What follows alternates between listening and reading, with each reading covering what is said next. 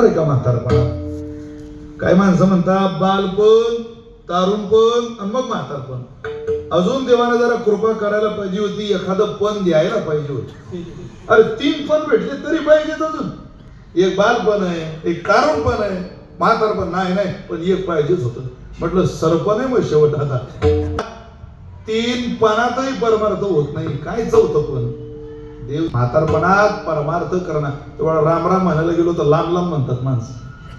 कळो येईल अंत काळी प्राण प्रयाणाचे वेळी, राहती निराडी रांडा पोरे सकळ.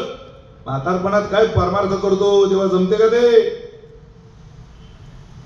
जेव्हा दात आहे तेव्हा चणे नाही, आणि चणे आहे तेव्हा दात नाही. आता प्रपंच करून पुढे परमार्थ करू वार पठ्ठे, असं होत नाही बाळा.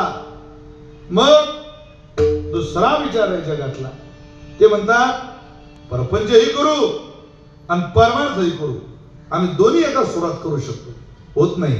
दोन्ही पेवावरी घेऊ जाता हात, तव होय घात शरीराचा, तव होय घात.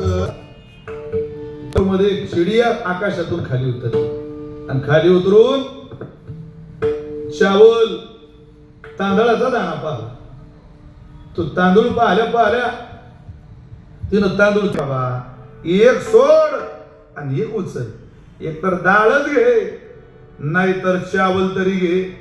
तसं प्रपंच परमार्थ दोन्ही एका नजरेत होत नाही. कारण मनुष्याची वृत्ती ही एका वेळेला एका ठिकाणी स्थिर होऊ शकते.